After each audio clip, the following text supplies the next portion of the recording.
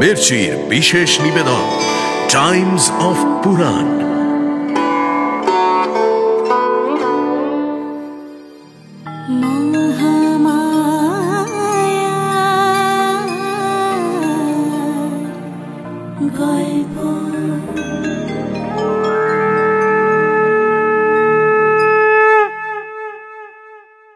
এখনই যুদ্ধযাত্রা করতে হবে, তছনছ করে দিতে হবে দেবতাদের সব চক্রান্ত। বহুদিন অসুরদের সেবা করে করে আপনার বুদ্ধিও মোহগ্রস্ত হয়েছে দেবরাজ। দেবরাজ ইন্দ্র সহ সমস্ত দেবতা তার ইচ্ছা অনুযায়ী চলতে বাধ্য হচ্ছেন।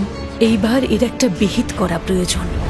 আজ হয় মা দেখা দেবেন, মা আমাদের সব দুঃখ দূর করবেন, নয়তো মায়ের এই যজ্ঞে আত্মাহুতি দিয়ে আমি মায়ের শ্রীঅঙ্গে মিশে যাব। শুনছেন দেবী ভাগবত মহাপুরাণ অবলম্বনে মহামায়ার গল্প। আজ শুনবেন ভণ্ডাসুরের উত্থান। কামদেব ভস্ম হয়ে গেলেন। এই আঘাত কি লক্ষ্মী দেবী নিতে পারলেন প্রভু? কামদেব যে তার অতি প্রিয় সন্তান। আচ্ছা, তিনি কি শোকে ভেঙে পড়লেন, না রেগে অভিশাপ দিলেন? এমন ঘোর সংকটে তো দুটোই স্বাভাবিক, তাই না? হ্যাঁ পরশুরাম, ঠিকই বলেছ তুমি। আচমকা এই বীভৎস আঘাতে যে কোনো কিছুই সম্ভব। কিন্তু কি জানো তো বৎস, দেবী লক্ষ্মী হলেন সত্যগুণের আধার। শোক বা ক্রোধ কোনোটি তাকে বিচলিত করতে পারে না। তাহলে এই ঘটনা তার মনে রেখাপাত করল না? তিনি শান্ত রইলেন? না পরশুরাম, তা কি সম্ভব? তিনি যে মা, সন্তানের মৃত্যুতে মায়ের হৃদয় কেঁপে উঠবে না, তাও কি হয়? বৈকুণ্ঠে কামদেবের মৃত্যুর সংবাদ পাওয়ার পর জলভরা চোখে দেবী লক্ষ্মী নারায়ণকে বললেন, প্রভু, আমি কি এমন অন্যায় করেছিলাম যে আজ আমাকে এমন দিন দেখতে হলো? মদন তো শিব আর শিবানীর পুনর্মিলনের জন্যই চেষ্টা করছিল, তাও তাকে এমন কঠিন শাস্তি পেতে হলো। দেবী, দেবী আমার কথা শোনো দেবী। দেবী। প্রভু, মায়ের মন যে কি তা আপনারা পুরুষেরা কোনো দিন বুঝবেন না। আমাকে আমাকে এমন প্রবল আঘাত দিতে পারলেন মহাদেব? শান্ত হও দেবী, শান্ত হও। তুমি শুধু নিজের মাতৃহৃদয় দেখছ, কিন্তু পৃথিবীর কত বড় সর্বনাশ ঘটল তা ভাবছ না দেবী? সর্বনাশ? আমার কোল খালি হলো ভগবান। পৃথিবীর তাতে কি এলো গেল? ভেবে দেখো দেবী, কামদেবের অনুপস্থিতিতে জগতের জীবন চক্র যে থেমে যাবে। কেবল দিব্য শক্তির প্রয়োগ ছাড়া জগতের কোনো জীব আর স্বাভাবিকভাবে সন্তানের জন্ম দিতে পারবে না। এ কখনো হয় না? না, এ কখনো দেবী মহামায়ার ইচ্ছে হতে পারে না। হ্যাঁ প্রভু, আপনি ঠিকই বলেছেন, কিন্তু আপনার আশীর্বাদ অব্যর্থ। কামদেবকে আপনি সর্বত্র বিজয় লাভ করার বর দিয়েছিলেন, তা কি কখনো ব্যর্থ হতে পারে? এসো দেবী, আমরা এক মনে দেবী ত্রিপুর সুন্দরীকে স্মরণ করি। তিনি নিশ্চয়ই আমাদের সব সংশয়ের উত্তর দেবেন। ভগবান বিষ্ণু আর দেবী লক্ষ্মী এবার মহামায়া ত্রিপুর সুন্দরীর ধ্যানে বসলেন। এক মনে সাধনা করছেন তারা। দেবী যে বলেছেন, যেখানে ঘোর সংকট সেখানে তিনি স্বয়ং আবির্ভূত হবেন, তাই এখন মহামায়া ভিন্ন আর গতি নেই যে। স্বয়ং লক্ষ্মী নারায়ণ ধ্যানে বসেছেন যখন, মহামায়াকে তো আসতেই হবে। এবার একটু একটু করে তাদের সামনে ফুটে উঠল এক আলোর বলয়। সেই বলয়ের কেন্দ্রে ক্রমে প্রকট হলেন দেবী মহামায়া। সস্নেহে দেবী বললেন, হে কমলা, হে নারায়ণ, তোমরা শোক করো না। দেবী মহামায়া, আমাদের প্রণাম গ্রহণ করুন। বৎস নারায়ণ, তোমার আশীর্বাদ অব্যর্থ। তোমাদের পুত্র কামদেবের দেহ আপাতভাবে নষ্ট হয়েছে বটে, কিন্তু তার অন্তরাত্মা আমার কাছে আছে। আপনার কাছে? আমার সন্তান আপনার কাছে আছে মা? হ্যাঁ কমলা, তোমাদের সন্তানের অন্তরাত্মা আমার চোখে এসে আশ্রয় নিয়েছে। তাই তো আমি কামাক্ষী, সে সম্পূর্ণ ভস্ম হয়ে যায়নি কমলা। কামদেবের দেহভস্য থেকে যে ভণ্ডাসুরের জন্ম হয়েছে, তাকে বিনাশ করতে আমি স্বয়ং আবির্ভূত হব। সেই লীলার শেষে আমি আবার কামদেবকে নবজীবন দান করব। চিন্তা করো না বৎস। মা, কবে এই অসুরের প্রতাপ শেষ হবে? কবে আমার সন্তানকে ফিরে পাব? বলুন মা। ভণ্ডাসুর রুদ্রদেবের আশীর্বাদ লাভ করেছে, তাই তার দাপট সহজে শেষ হবে না। তবে রুদ্রের পূজায় যদি সে কখনো অবহেলা করে, তখনই তার দিন শেষ হবে। বৎস বিষ্ণু, এ ব্যাপারে তোমাকেই উদ্যোগী হতে হবে। আপনার আদেশ শিরোধার্য দেবী। কামদেবের পিতামাতাকে আশ্বাস দিয়ে দেবী ত্রিপুরা এবার অদৃশ্য হলেন। এদিকে মর্তলোকে ভণ্ডাসুর তখন প্রবল ক্ষমতা বিস্তার আরম্ভ করেছে। তার দাপটে গোটা ত্রিভুবন কেঁপে উঠছে। চতুর্দিকে ত্রাহি ত্রাহি রব। ভণ্ডাসুরের হাত থেকে কেউই নিষ্কৃতি পাচ্ছে না। গতিক সুবিধের নয় দেখে দেবতারাও তার সেবা করতে লাগলেন। সে কি, দেবতারা একজন অসুরের সেবা করলেন? এত তেজ সে কোথা থেকে পেল প্রভু? ভণ্ডাসুরের তেজ হলেন ভগবান রুদ্র। দেবাদিদেব মহাদেবের ক্রোধাগ্নির তেজ রয়েছে তার মধ্যে। তার উপরে আবার মহেশ্বরের আশীর্বাদও তার সঙ্গী। ভণ্ডের বীরত্বের কথা শুনে দলে দলে অসুর তার সঙ্গে যোগ দিল। তার নির্দেশে অসুর জাতির জন্য এক শোণিতপুর তৈরি করে দিলেন ময়দানব। শোণিতপুরের নাম তো আগে কখনো শুনিনি। বহুকাল আগে শোণিতপুরে অসুরদের রাজধানী ছিল। সেখানে আশ্চর্য সুন্দর প্রাসাদ ছিল। ভণ্ডের নির্দেশে সেই নগর আর প্রাসাদ আবার তৈরি হল। সেই নতুন শোণিতপুরই হল ভণ্ডাসুরের রাজধানী। তারপর এক শুভ দিনে অসুর গুরু শুক্রাচার্য আয়োজন করলেন এক সভার। শুরু হল ভণ্ডাসুরের রাজ্যাভিষেক। শুক্রাচার্য বললেন, সমবেত অসুরগণ, এই তরুণ নায়ক ভণ্ডের উত্থানের পর থেকে তোমরা সকলেই অনেক স্বপ্ন দেখতে আরম্ভ করেছ, এ কথা আমি জানি। আর সেই স্বপ্নকে সফল করার জন্যেই আজ ভণ্ডের অভিষেক করছি আমি। প্রজাপতি ব্রহ্মা স্বয়ং দৈত্যরাজ হিরণ্যকশিপুকে যে রত্নখচিত মুকুট দিয়েছিলেন, সেই মুকুটই আমি এখন ভণ্ডের মাথায় পরিয়ে দিলাম। বৎস ভণ্ড, তোমার রাজত্বকাল নির্বিঘ্ন হোক। দৈত্যগুরু শুক্রাচার্যকে আমি প্রণাম করি।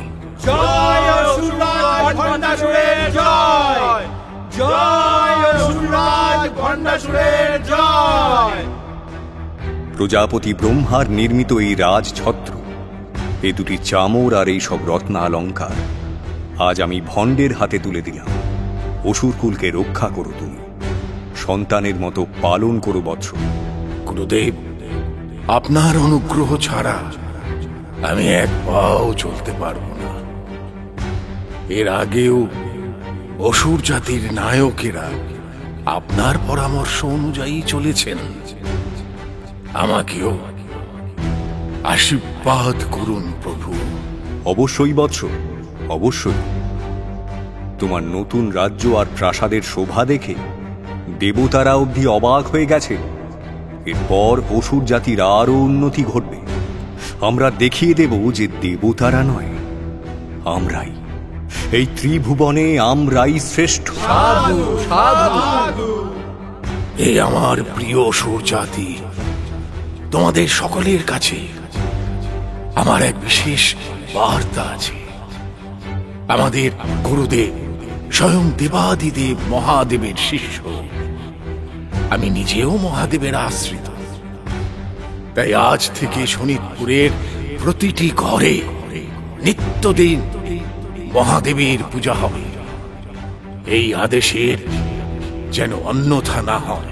দেবরাজ ইন্দ্র আপনার দর্শনার্থী হয়ে এসেছেন মহারাজ। বাইরে দাঁড়িয়ে আছেন তিনি। তাই নাকি? নিয়ে এসো তাকে। তবে দেখো দেবরাজের সঙ্গে যেন কোনো অস্ত্র না থাকে। যথা আজ্ঞা মহারাজ।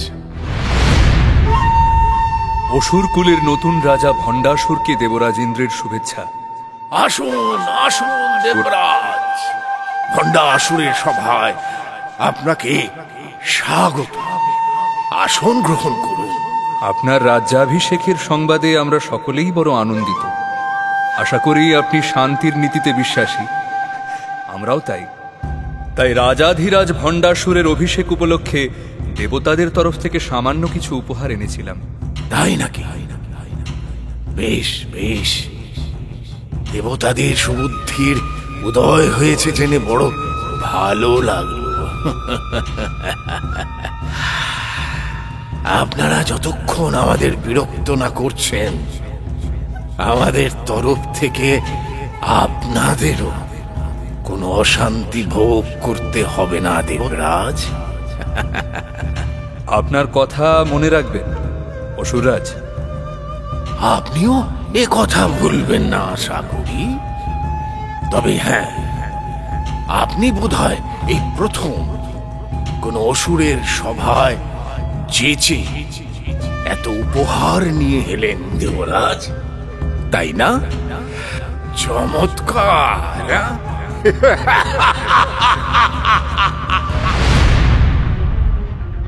দেবতারা শুরু থেকেই এত ভয় পেয়েছিলেন কেন প্রভু? মহাদেবের তেজের কথা কারোর অজানা নয়, তাই শুরু থেকেই আতঙ্কে ছিলেন তারা। আর ভণ্ডাসুরের রাজত্বে অসুর জাতির উন্নতিও বড় কম হল না। এদিকে অসুরদের প্রতিপত্তি দেখে বৈকুণ্ঠ ধামে লক্ষ্মী অত্যন্ত উদ্বিগ্ন হয়ে নারায়ণকে বললেন, প্রভু, বহুদিন হল ভণ্ডের রাজত্ব আরম্ভ হয়েছে। দেবরাজ ইন্দ্র সহ সমস্ত দেবতা তার ইচ্ছা অনুযায়ী চলতে বাধ্য হচ্ছেন। এইবার এর একটা বিহিত করা প্রয়োজন। তুমি ঠিকই বলেছ দেবী। এইবার সময় এসেছে। আদ্যাশক্তি মহামায়ার ইঙ্গিত অনুসারে ভণ্ডাসুরকে বিভ্রান্ত করতে হবে। তবে অন্য কেউ এই কাজ করতে পারবে না। যা করার আমাকেই করতে হবে। হ্যাঁ প্রভু, আপনি স্বয়ং ওই অসুরের হাত থেকে দেবতাদের উদ্ধার করুন। আমি এই রূপে যাব না। ভণ্ডাসুরের কাছে যাবে আমার মায়া শক্তি মোহিনী। দেবী মোহিনী, তুমি আবির্ভূত হও। প্রণাম হে কমলাপতি। আমাকে স্মরণ করেছেন প্রভু? আবার কি অসুর দমন করতে হবে? হ্যাঁ মোহিনী, তোমাকে আবার অসুরদের মাঝখানে গিয়ে উপস্থিত হতে হবে। অসুররাজ ভণ্ডাসুর মহাদেবের কৃপা ধন্য। সে যতদিন মহাদেবের পূজা করবে ততদিন তাকে কেউ পরাস্ত করতে পারবে না। যাও মোহিনী, তোমার মায়া দিয়ে তাকে বিভ্রান্ত করো। ভণ্ড যেন মহাদেবকে ভুলে যায়। আপনার ইঙ্গিত বুঝতে পেরেছি প্রভু। তবে শুধুমাত্র ভণ্ডাসুরকে মায়াচ্ছন্ন করাই কি যথেষ্ট হবে? তার রাজ্যের মন্ত্রী, সেনাপতি, পুরোহিত সকলেই যে তার আদেশে নিত্যদিন দেবাদিদেব মহেশ্বরের পূজা করে। মহাদেবের আশীর্বাদ তো তাদের উপরেও আছে, তাই না? তুমি ঠিকই বলেছ মোহিনী। তাঁদের সকলের ক্ষেত্রেই সেই একই ব্যবস্থা নিতে হবে। স্বর্গলোকের শ্রেষ্ঠ অপ্সরাদের সঙ্গে করে নিয়ে যাও তুমি। বিশ্বাচী, রম্ভা, তিলোত্তমা, উর্বশী সকলকে সঙ্গে নাও। শোণিতপুরের বিভিন্ন প্রান্তে ছড়িয়ে পড়ো তোমরা। অসুরদের মোহিত করে দাও। আপনার আদেশ শিরোধার্য প্রভু। যা বললেন ঠিক তাই হবে। আমরা আজই দল বেঁধে শোণিতপুরে যাত্রা করছি। প্রণাম দেবী কমলা, প্রণাম ভগবান নারায়ণ। তারপর কি হলো প্রভু? মোহিনী কি ভণ্ডাসুরকে বিভ্রান্ত করতে পারল? অবশ্যই। মোহিনী তো কোনো সাধারণ অপ্সরা নয়, সে যে স্বয়ং ভগবান বিষ্ণুর মায়া শক্তি। সে সফল হবে না তাই কি সম্ভব? শোনো তারপর কি ঘটল শোনো। সেদিন শিব চতুর্দশী। সারাদিন নির্জলা উপবাসের পর ভণ্ডাসুর স্নান করে পূজার ডালি নিয়ে চলেছে মহাদেবের মন্দিরে। পুজোর সময় বিঘ্ন বা বেশি কথাবার্তা সে পছন্দ করে না, তাই আশেপাশে কেউ নেই। মন্দির চত্বর একেবারে নির্জন। হঠাৎ তার কানে এলো অপূর্ব সুন্দর এক বীণাধ্বনি। আহা, কি অপূর্ব সুর! কে বাজাচ্ছে এই বীণা? দেখি তো, শব্দটা মনে হচ্ছে ওই দিক থেকে আসছে। ওই যে ওই যে ওই চাঁপা গাছের তলায় কি যেন বসে আছে না? হ্যাঁ হ্যাঁ, ওই তো। কে তুমি সুন্দরী? কে অপূর্ব বীণা বাজাও তুমি! তোমাকে তো এর আগে শোনিতপুরে দেখিনি। প্রণাম রাজাধিরাজ। আমার বীণা বাজানো শুনে আপনি আনন্দ পেয়েছেন। আজ আমার সঙ্গীত শিক্ষা সফল হলো। তুমি কোথায় থাকো কন্যা? আপনার প্রাসাদেই থাকি মহারাজ। আপনার প্রাসাদে কত সুন্দরী নর্তকী প্রভু! তাদের ভিড়ে এই সামান্য নারীকে কোনোদিন আপনার চোখেই পড়েনি। এ তো আপনার দোষ নয়, আমারই দুর্ভাগ্য। দুঃখ পেও না সুন্দরী, আগে চোখে পড়েনি তো কি হয়েছে, আজ তো চোখে পড়ল। চলো আমার প্রাসাদে চলো, আজ সারা রাত্রি তোমার বীণা শুনব। না না, তা কি করে সম্ভব রাজাধিরাজ? আমার যে বড় ভয় করে। কিসের ভয় তোমার? ভণ্ডাসুরের প্রাসাদে কোনো দ্বিতীয় পুরুষ তোমার দিকে চোখ তুলে তাকানোর সাহসই পাবে না। তুমি শুধু আমার। আজ এক ঘরে তুমি আর আমি সারা রাত বীণা শুনব, আনন্দ করব। কিন্তু মহারাজ। কি ব্যাপার বলো তো? আমাকেই ভয় পাচ্ছ নাকি? না না প্রভু, আপনার কৃপা দৃষ্টি পেলে আমি তো ধন্য হয়ে যাব। কিন্তু আপনার রানীরা, আমি আপনাকে অধিকার করে নিতে চাইছি ভেবে তাঁরা যদি ক্রুদ্ধ হন, যদি আমাকে কোনো ভয়ঙ্কর শাস্তি দেন, তখন? ও এই কথা! সে ভয় করো না। আমার ইচ্ছার বিরুদ্ধে এই প্রাসাদে কাউকে কোনো উপহার বা কোনো শাস্তি কেউ দিতে পারে না। এসো আমার সঙ্গে, এসো। দেখি দেখি তোমার হাতটা দাও। না না প্রভু, আজ আমাকে স্পর্শ করবেন না, আমার যে অধর্ম হবে। সে কি? রাজাধিরাজ ভণ্ডের সেবা করবে তুমি? এখানে অধর্মের প্রশ্ন আসছে কেন? রাজাধিরাজ, আজ যে শিব চতুর্দশী। আমি দেখতে পাচ্ছি আপনার কপালে ভস্যের তিলক, আপনার পুজোর ডালায় তাজা বেলপাতা, আকন্দ আর দ্রুত্রফুল সাজানো। আপনি নিশ্চয়ই দেবাদিদেবের মন্দিরে যাচ্ছিলেন, তাই না? এই অবস্থায় আপনাকে যদি পাপের পথে নিয়ে যাই, তাহলে আমার যে লজ্জায় মুখ রাখার জায়গা থাকবে না প্রভু। কিসের পাপ, কিসের লজ্জা? মোহিনী, আজ তোমায় দেখে আমি মুগ্ধ। তোমাকে কাছে পাবার জন্য আমার যে আর দেরি সইছে না। শোনো, মহাদেব স্বয়ং যে নটরাজ, রুদ্র বীণা বাজিয়ে তিনি কি গান করেন না? চলো, আজ তার পূজার বদলে আমরাও এই সুন্দর রাত্রিটা গানের সুরে বিনার ঝংকারে ভেসে যায়। আর ছলনা করো না প্রিয়ে, আর ছলনা করো না। এসো চলুন রাজাধিরাজ, আপনার মতো সুদর্শন পুরুষ তো 3 ভুবনে দুর্লভ।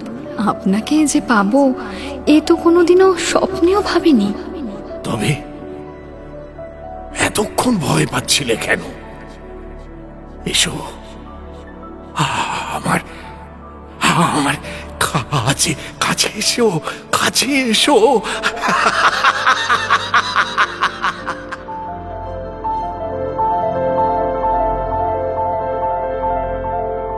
মোহিনীর মায়ায় আবদ্ধ হল ভণ্ডাসুর। মহাশিবরাত্রিতে মহাদেবের পুজো না করে সে সেই পবিত্র রাত্রি কাটিয়ে দিল সেই ছলনাময়ী নারীর সঙ্গে।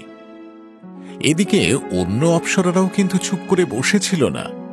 তাদের মায়া পাশে আবদ্ধ হল শোনিতপুরের অসুর বাহিনীর নেতারা। বুঝেছি ভগবান, শোনিতপুরে সেই দুর্ধর্ষ শিব ভক্ত অসুরদের এবারে পাপ এসে স্পর্শ করল। হ্যাঁ পরশুরাম, অসুরেরা এইবার শিবের আশীর্বাদ থেকে বঞ্চিত হল, তাদের উন্নতির পথ রুদ্ধ হল। এইবার শুরু হল তাদের পতনের দিন। অসুরদের পতনের কাল ঘনিয়ে এসেছে দেখে দেবরাজ ইন্দ্রের কাছে উপস্থিত হলেন দেবর্ষি নারদ। নারায়ণ নারায়ণ নারায়ণ। প্রণাম দেবর্ষি, বহুদিন পর আপনার দর্শন পেলাম, কিন্তু এমন একটা সময় পেলাম যে ত্রিভুবনের মঙ্গলের খবর জিজ্ঞাসা করা এখন অর্থহীন। ভণ্ডাসুরের শাসনে বিশ্বের আর কি বা মঙ্গল হবে? এখন বিমর্ষ হয়ে বসে থাকার সময় নয় দেবরাজ, উঠুন, প্রস্তুত হন। এখন যে আদ্যা শক্তিকে আবাহন করার সময়। ভণ্ডাসুর স্বয়ং দেবাদিদেব মহাদেবের আশীর্বাদ ধন্য দেবর্ষি। আমরা দেবতারা সকলে তার অধীনতা স্বীকার করতে বাধ্য হয়েছি, কারণ শিবের বরে প্রতিটি যুদ্ধের সময় তার বিপক্ষের অর্ধেক ক্ষমতা কমে যায়, আর সেই ক্ষমতা প্রবেশ করে ভণ্ডাসুরের দেহে। এই অপরাজেয় অসুরকে বধ করা কি আদৌ সম্ভব? বহুদিন অসুরদের সেবা করে করে আপনার বুদ্ধিও মোহগ্রস্ত হয়েছে দেবরাজ। যা বলছি মন দিয়ে শুনুন। ভগবান বিষ্ণুর মোহিনী মায়ায় বশীভূত হয়ে ভণ্ডাসুর শিব পূজায় অবহেলা করেছে, ফলে তার পতন এখন অনিবার্য। কি বলছেন দেবর্ষি? ভণ্ডাসুর মহাদেবকে অবহেলা করেছে? না হলে আর আপনার কাছে এসেছি কেন দেবরাজ? আর শিবের বরের কথা বলছেন? দেবী পরাশক্তি মহামায়া যে নিজেই সমস্ত শক্তির উৎস। তাঁর শক্তির ক্ষয় নেই, বৃদ্ধিও নেই, তাই তিনিই ভণ্ডাসুরকে বধ করতে পারবেন। দেরি করবেন না মহারাজ, শীঘ্র মহাদেবীর আবাহনের জন্য মহাযজ্ঞ আরম্ভ করুন। কোথায় কিভাবে এই মহাযজ্ঞ করব তা আপনিই বলে দিন দেবর্ষি। শুনুন দেবরাজ, হিমালয় পর্বতের প্রান্তে ভাগীরথী নদীর তীরে ইন্দ্রপ্রস্থ নামে এক পবিত্র স্থান আছে। আপনারা সকল দেবতারা মিলে সেখানে এক বিশাল যজ্ঞকুণ্ড নির্মাণ করুন। তার নাম হবে চিদগ্নিকুণ্ড। সেই অগ্নিতে যথা সর্বস্ব আহুতি দিয়ে জগদম্বাকে আবাহন করুন। উত্তম, অতি উত্তম। আমরা অতি শীঘ্র চিদগ্নিকুণ্ড প্রস্তুত করে মায়ের আবাহন আরম্ভ করছি। আপনাকে অনেক অনেক ধন্যবাদ দেবর্ষি। তাড়াতাড়ি করুন দেবরাজ। সেই মহাসুর একবার মায়াজাল থেকে মুক্ত হলে কিন্তু সর্বনাশ হবে। দেবরাজ ইন্দ্রের নেতৃত্বে ইন্দ্রপ্রস্থে গিয়ে দেবতারা আরম্ভ করলেন মহাযজ্ঞ। নির্মিত হল চিদগ্নিকুণ্ড, চলে উঠল দেবী পূজার হোম শিখা। বৈদিক শ্রীসূক্ত পাঠের মাধ্যমে দেবতারা জগন্মাতার পূজা শুরু করলেন। আর শোনিতপুরে কি হলো প্রভু? মোহিনী মায়া কি চিরকাল আচ্ছন্ন করে রাখল ভণ্ডাসুর আর তার বাহিনীকে? না বৎস, অসুর গুরু শুক্রাচার্য অত্যন্ত বিচক্ষণ লোক। তিনি নিজে তিরস্কার করলেন ভণ্ডাসুরকে। অসুররাজ, এ কেমন আচরণ তোমার? সামান্য নারীর মায়ায় আবদ্ধ হয়ে তুমি দেবাদিদেবের পুজোয় অবহেলা করছো? এ তো দেখছি শুধু তুমি নয়, তোমার সেনাপতিদেরও একই অবস্থা। ছি ছি ছি ছি, বুঝতে পারছি এবার অসুর জাতির পতন আসন্ন। ক্ষমা করুন গুরুদেব, ক্ষমা করুন। বড় ভুল হয়ে গেছে আমাদের। প্রভু, দেবতারা কি এরই মধ্যে কোনো ষড়যন্ত্র আরম্ভ করেছে? করেনি আবার? ইন্দ্রের মতো ধূর্ত লোক কি এই সুযোগ ছেড়ে দেওয়ার পাত্র? শোনো ভণ্ড, গুপ্তচরদের মুখে সংবাদ পেয়েছি দেবতারা সকলে মিলে ইন্দ্রপ্রস্থে এক মহাযজ্ঞ করছে। এই যজ্ঞ যদি সফল হয় তাহলে কিন্তু তোমার সর্বনাশ কেউ আটকাতে পারবে না ভণ্ড, কেউ না। আমি এখনই সেনাবাহিনী নিয়ে তাদের আটকাচ্ছি। সেনাপতি শ্রুতবর্ম, সেনাপতি ভীমকর্মা, আমার রথ কোথায়? এখনই যুদ্ধযাত্রা করতে হবে। তছনছ করে দিতে হবে দেবতাদের সব চক্রান্ত। আর তারপর তাদের এমন শাস্তি দেব যে তারা আর চোখ তুলে আমার দিকে তাকাতেও ভয় পাবে। মারো মারো, দেবতাদের মারো! দেবরাজ, ওই দেখুন, বিশাল সেনাবাহিনী নিয়ে ভণ্ড এদিকেই আসছে। আজ বুঝি আর রক্ষা নেই আমাদের, আমরা যে নিরস্ত্র। ভয় পাবেন না দেবগণ, কেউ আসন ত্যাগ করবেন না। আসুন আমরা পরম মঙ্গলময়ী জগদম্বাকে স্মরণ করি। তিনি ছাড়া আমাদেরকে কে রক্ষা করবে? সবাই একসঙ্গে একযোগে বলুন, শ্রীমাত্রে নমঃ। অসুরগণ, ধনুকে তীর ছোড়ো, তীরে তীরে ছয়লাভ হয়ে যাক। দেবতাদের এই যজ্ঞভূমি ধ্বংস করে দাও। তারপর কি হলো প্রভু? অসুরদের বাণ বর্ষণ থেকে কিভাবে রক্ষা পেলেন দেবতারা? অসুরদের একের পর এক তীর বাতাস কেটে শন করে ছুটে চলল, কিন্তু সেই সব তীর যজ্ঞভূমিতে পৌঁছানোর আগেই মুহূর্তের মধ্যে দেবতাদের ঘিরে আবির্ভূত হল উজ্জ্বল এক সোনার প্রাচীর। সেই দেওয়ালে আঘাত করার সঙ্গে সঙ্গে প্রত্যেকটি তীর চূর্ণ বিচূর্ণ হয়ে গেল। এই দৃশ্য দেখে রাগে ফেটে পড়ল ভণ্ডাসুর। এ কোন অদৃশ্য শক্তি দেবতাদের রক্ষা করছে? তারা ভণ্ডের কাছে তোদের মায়া খাটবে না। বায়ব্য অস্ত্রে এমন আঘাত করব, মুহূর্তের মধ্যে ভেঙে গুঁড়ো গুঁড়ো হয়ে ধুলোয় মিশে যাবে তোদের এই সুরক্ষা বলয়। ভণ্ডাসুর নিক্ষেপ করল ভয়ঙ্কর বায়ব্য অস্ত্র, কিন্তু জগন্মাতার তৈরি সেই সুরক্ষা বলয়ের ক্ষতি করবে কে? ভণ্ডের অস্ত্র ব্যর্থ হল। জীবনে এই প্রথম ব্যর্থতা আর হতাশার মুখ দেখল সে। এই নতুন ইন্দ্রজাল বিদ্যা দিয়ে কিছুদিন আড়ালে থাক তোরা, তবে মনে রাখিস, আজ আমি ফিরে যাচ্ছি ঠিকই, কিন্তু আমার হাতে তোদের একদিন না একদিন কঠিন শাস্তি পেতেই হবে। সারথি, রথ ঘোরাও, শোনিতপুরে ফিরে চলো। গুরুদেবের সঙ্গে আলোচনা প্রয়োজন। তাড়াতাড়ি চলো, তাড়াতাড়ি। দেখলেন তো দেবগণ, মা আমাদের সহায়, মা নিজে আমাদের রক্ষা করছেন। কিন্তু প্রভু, মা যে এখনো দেখা দিলেন না। ঘি, মধু, কুমকুম, বিল্লপত্র থেকে শুরু করে কত কিছুই তো আহুতি দিলাম এই যজ্ঞকুণ্ডে। এখন আর কি বাকি আছে? আছে বাকি আছে আমাদের শরীর। দেবগণ, মহাশক্তির আরাধনা করতে গেলে নিজেদের সবকিছু অর্পণ না করলে তো চলবে না। আসুন আমরা মাকে মহামাংস নিবেদন করি। মহামাংস? তার অর্থ? মর্তলোকের পূজারীরা মায়ের সামনে ছাগ, মহিষ, ভেড়া, কত রকম পশুই তো বলি চড়ায়। আমরা মাকে অন্যের নয়, আমাদের নিজেদের শরীরের মাংস দেব। দেখি কেমন করে মা আমাদের দেখা না দিয়ে থাকতে পারেন? আমাদের মাংস আমরা আত্মবলিদান দেব দেবরাজ? দেবগণ, আমি জানি আপনারা সাহসী, আপনারা বীর। এগিয়ে আসুন, মাকে নিবেদন করুন মহামাংস। সবার আগে ইন্দ্র বলিদানের খড়গ দিয়ে নিজের মাংস ছেদন করে অগ্নিকুণ্ডে আহুতি দিলেন। তারপর তাকে অনুসরণ করলেন দেবতার দল। এত কঠিন মাতৃ সাধনা, এ তো চিন্তাও করা যায় না।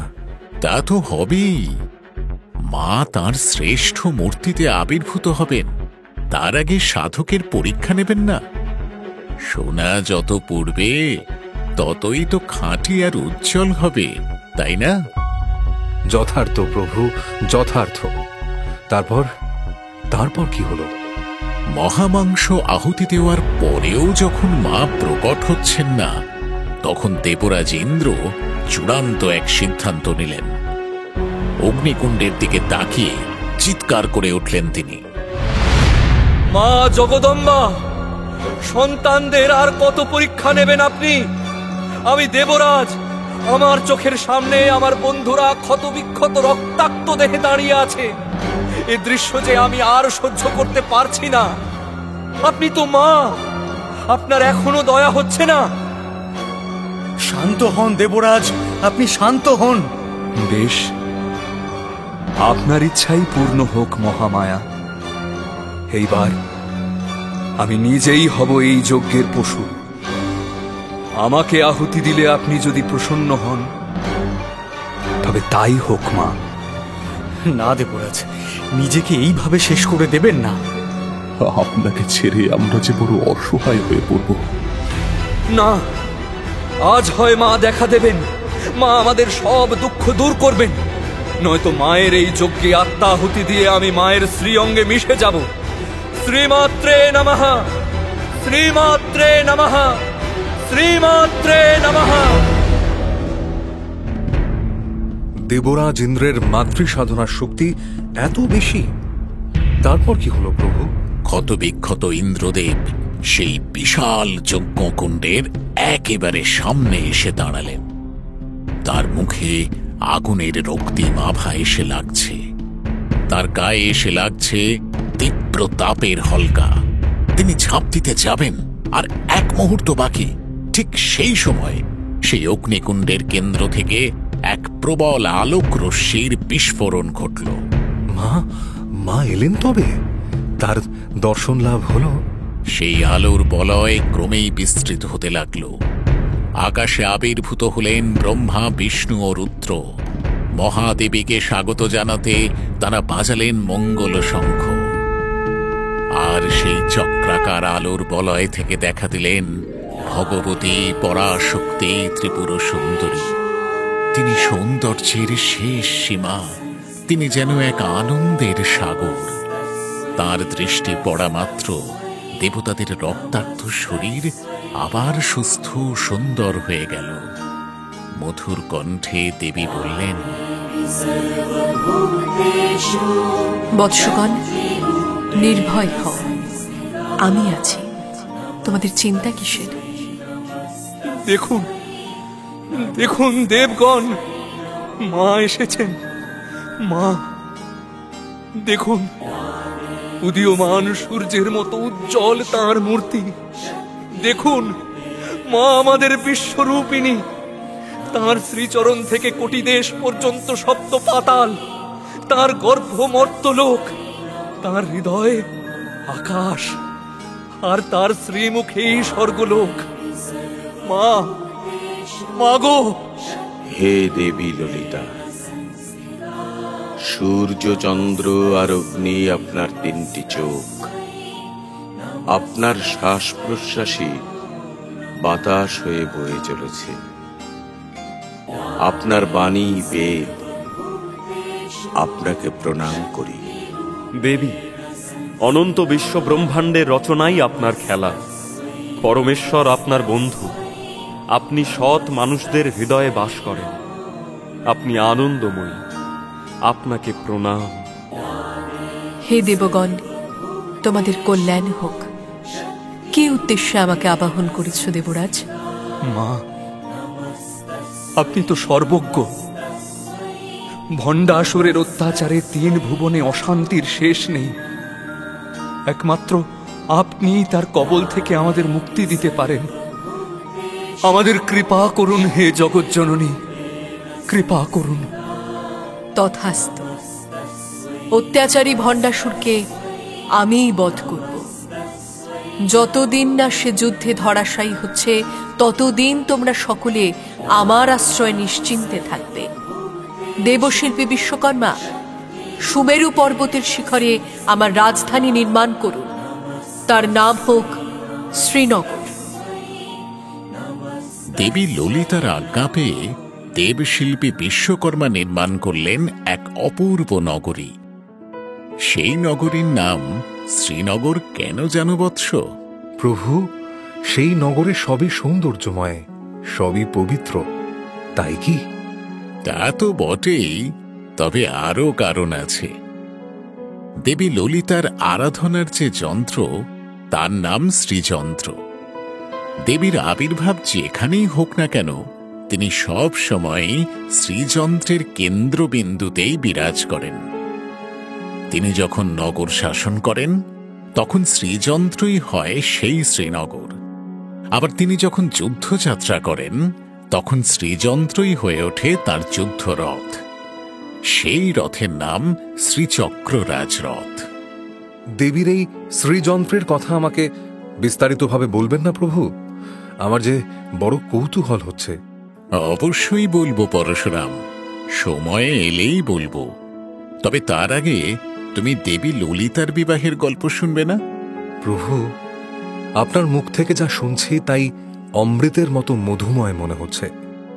বলুন প্রভু, জগদম্বার বিবাহের গল্প আপনি আমাকে বলুন। বেশ, শোনো তবে। শ্রীনগরে যাওয়ার আগে প্রজাপতি ব্রহ্মার মনে এক বিশেষ ইচ্ছা জাগল। দেবীকে তিনি বললেন, মা, আপনাকে একটি কথা বলার ছিল, যদি অভয় দেন তো নিবেদন করি। বৎস, নির্ভয় বলো। মা, এই অপূর্ব শ্রীনগরের রাজসভায় আমাদের মহারাজ আর মহারানী এক আসনে বসে রাজ্য শাসন আর প্রজা পালন করবেন। এই দৃশ্য দেখার সৌভাগ্য পেতে চাই মা। উত্তম, কিন্তু আমার যোগ্য পতি কে হতে পারেন? এমন কোন পুরুষ কোথায় আছেন? আমি স্বয়ং স্বতন্ত্র, নিত্যা। আমার কোনো আদি বা অন্ত নেই, আমি স্বয়ংভূ। আমার স্বামী কে হতে পারেন? আমার বড় মাল্য ধারণ করার মতো এমন কেউ আছেন কি? এ তো বিষম সমস্যায় পড়লাম প্রভু নারায়ণ। আমাদের মা সর্বাঙ্গ সুন্দরী, এদিকে শিব বলতে যাকে চিনি তিনি যে জটাধারী ভস্মমাখা উন্মাদ এক যোগী। মায়ের কাছে পাত্র হিসাবে এখন কার নাম বলবো? চিন্তা করবেন না ব্রহ্মদেব। পরাশক্তির স্বামী রূপে পরমেশ্বর যে পরম সুন্দর, পরম শোভাময়। আসুন আমরা সেই ভগবান নটরাজকে স্মরণ করি। ব্রহ্মা ও বিষ্ণুর আহ্বানে পরমেশ্বর ভগবান আবির্ভূত হলেন পরম সুন্দর এক 16 বছরের তরুণ যুবকের রূপে। তার রূপ ভোরের সূর্যের মতো উজ্জ্বল, তার পরিধানে রেশমি পোশাক, তার অঙ্গে অঙ্গে কত মণিরত্নের আভরণ। তাকে দেখে মুগ্ধ হয়ে ব্রহ্মা বললেন, হে পরমেশ্বর, আপনার এই রূপ যে কোটি কোটি কামদেবের শোভাকেও লজ্জায় ফেলে দেবে। প্রভু, আপনার এই অপূর্ব মূর্তির নাম হোক কামেশ্বর। পরমেশ্বরের জগন্মাতা ললিতা ত্রিপুর সুন্দরীর পাশে আপনি বিরাজ করুন প্রভু। ভগবান কামেশ্বর আর ভগবতী ললিতা যখন মুখোমুখি হলেন তখন কিছুক্ষণের জন্য তারা একে অপরের দিক থেকে চোখ ফেরাতে পারলেন না। দেবতারা অবাক হয়ে দেখলেন তারা যেন একে অপরের প্রতিবিম্ব। একই ভোরের সূর্য যেন খেলার ছলে দুই মূর্তি ধরেছেন, একজন পরম পুরুষ আর একজন পরমা প্রকৃতি। অবশেষে ব্রহ্মা নীরবতা ভেঙে বললেন, হে জগন্মাতা, পরমেশ্বর স্বয়ং আপনার পাশে এই রূপে বিরাজ করুন। আমাদের এই প্রার্থনা পূর্ণ করুন মা। দেবী ললিতা মুখে কিছু বললেন না, হাতের বড় মাল্যখানি এবার হাওয়ায় ভাসিয়ে দিলেন। বাতাসে ভাসতে ভাসতে সেই মালা এসে পড়ল কামেশ্বরের কণ্ঠে। যাক, আপনি নিশ্চিন্ত হয়েছেন তো ব্রহ্মদেব? বিবাহের সব আয়োজন সম্পূর্ণ। এবার দেবীকে সম্প্রদান করবেন কে? কেন প্রভু নারায়ণ, আপনি করবেন? আপনি আর দেবী ললিতা যে স্বরূপে অভিন্ন, সে তো মোহিনী অবতারের সময় স্পষ্ট হয়েছে। আর যুগে যুগে নানা অবতারে আপনি দেবীর জ্যেষ্ঠ ভ্রাতার ভূমিকা পালন করেন। এবারেও বা অন্য কিছু হবে কেন? উত্তম, তবে তাই হোক। মহর্ষিদের উপস্থিতিতে ব্রহ্মা বেদ মন্ত্র উচ্চারণ করে বিবাহের অনুষ্ঠান আরম্ভ করলেন।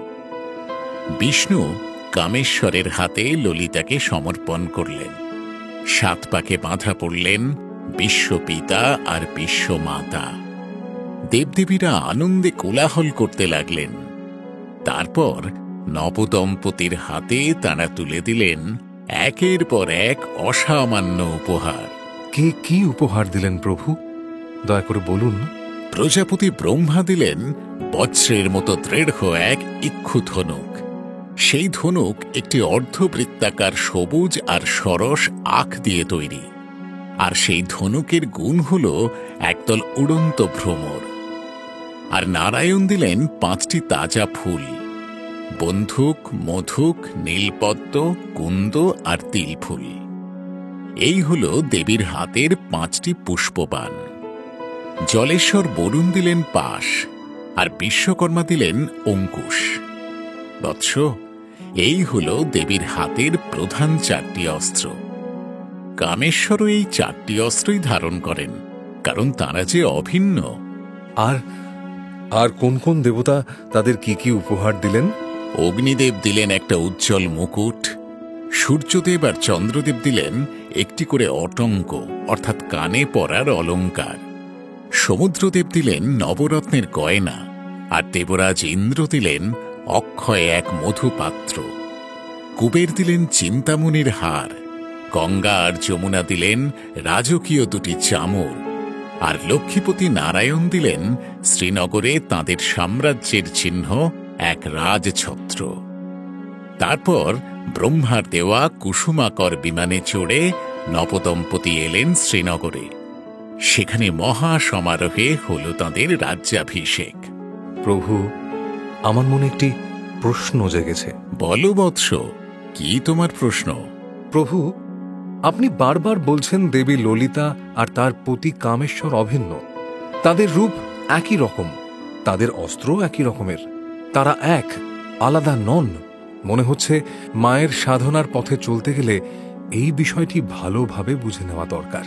তুমি ঠিকই অনুমান করেছ পরশুরাম। মহাদেবী আর মহাদেবের এই অভিন্নতাকে ঋষিরা বলেন পঞ্চসাম্য। পঞ্চসাম্য? প্রভু, কৃপা করে একটু সহজ করে বলুন। মহামায়া আর মহাশিব কেউই কারোর থেকে আলাদা নন। সব অবস্থায় তারা একই। সেই অবস্থাগুলি কি কি? তারা হল অবস্থান, অধিষ্ঠান, অনুষ্ঠান, রূপ আর নাম। এই হল 5টি সাম্য। মহাশক্তি আর পরমেশ্বর চিরকাল একে অন্যের সঙ্গী ছিলেন, আছেন আর থাকবেন। এই হল অবস্থান সাম্য। তারপর আসে অধিষ্ঠানের কথা। যেমন মনির দ্বীপে, তেমনি শ্রীনগরের রাজসভায় তারা সব সময় যুগলে অধিষ্ঠান করেন। আবার সাধকের হৃদয়েও তো তারা সর্বদা একই সঙ্গে থাকেন, তাই না? বুঝতে পেরেছি প্রভু। আর আর অনুষ্ঠান সাম্য?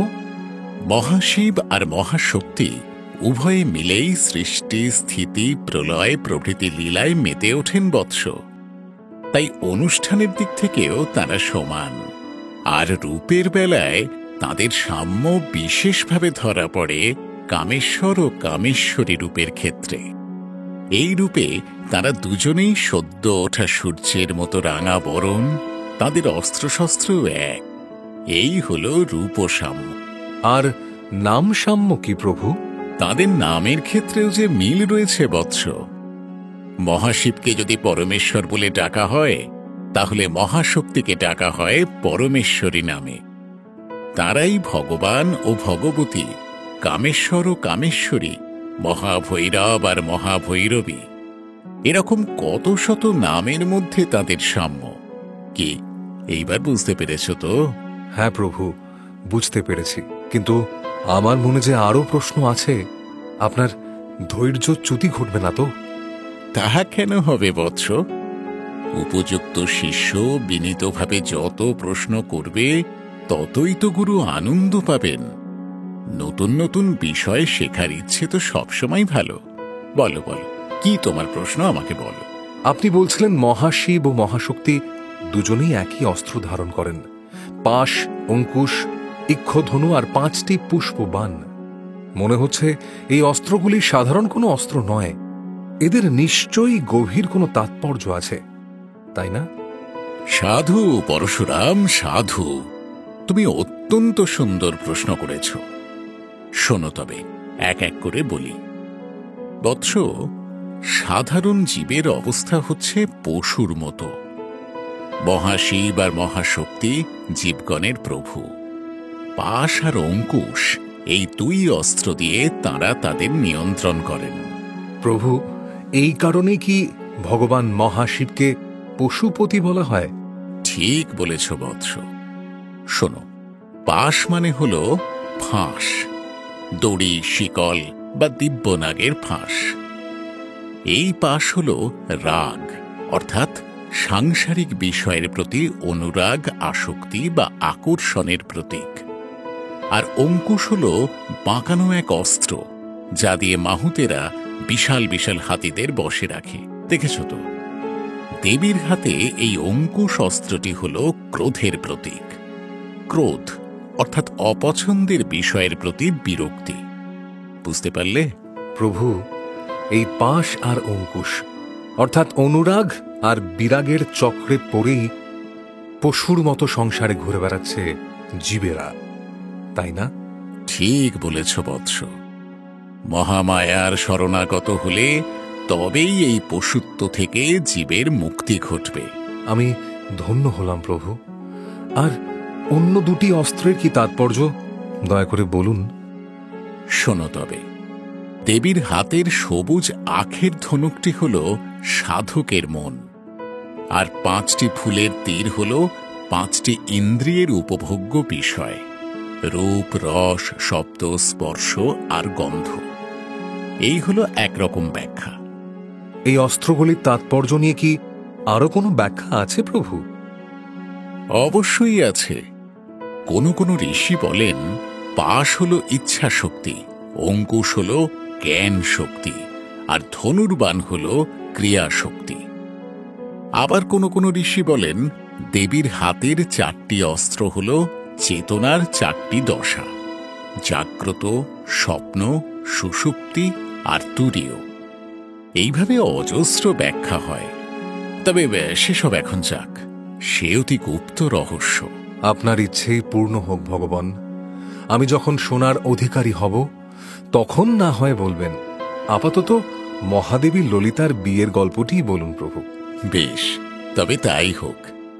শোনো, ললিতা আর কামেশ্বরীর বিয়ের পর শ্রীনগরে তো তাঁদের রাজ্যাভিষেক হল।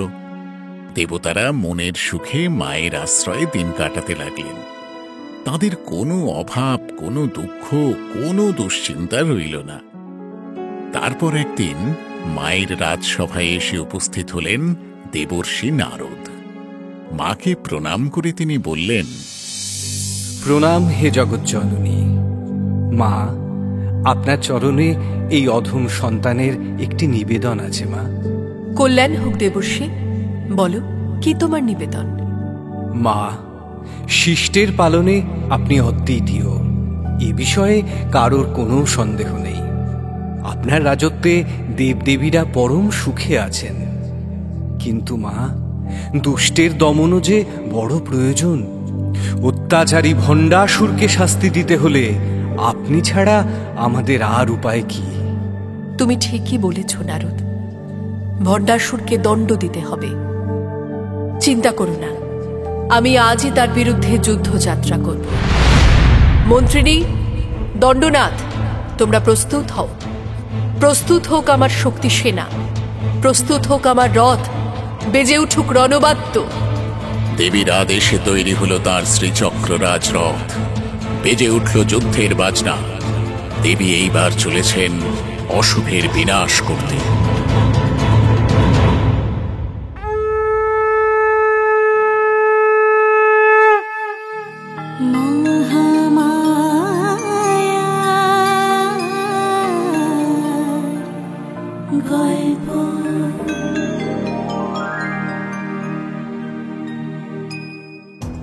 দেবী ললিতা চলেছেন যুদ্ধে, সঙ্গে চলেছে তাঁর বিরাট শক্তি সেনার দল। কিন্তু ভণ্ডাসুর তো যেমন শক্তিধর তেমনি মায়া বিদ্যায় দক্ষ। নানা বাধা পেরিয়ে দেবী কিভাবে বধ করলেন এই দুরন্ত অসুরকে? কিভাবেই বা আবার জীবন ফিরে পেলেন কামদেব? এই সব প্রশ্নের উত্তর নিয়ে ফিরে আসব পরের পর্বে। শুনলেন দেবী ভাগবত মহাপুরাণ অবলম্বনে মহামায়ার গল্প।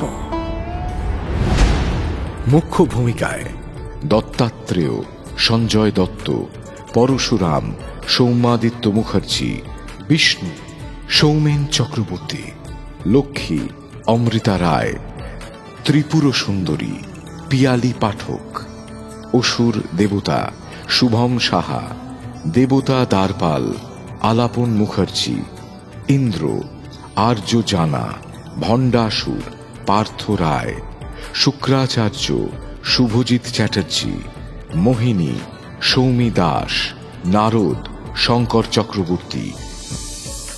নাট্যরূপ মহুয়া বন্দ্যোপাধ্যায় ও উৎসব চৌধুরী, শব্দগ্রহণ সত্যজিৎ সেন, শব্দ পরিকল্পনা আবহ ও মিশ্রণ সব্যসাচী মুখার্জি, পরিচালনায় শাওলি মজুমদার, সৃজনশীল পরিচালনা ইন্দ্রাণী চক্রবর্তী, প্রযোজনা প্যাস্টেল এন্টারটেইনমেন্ট।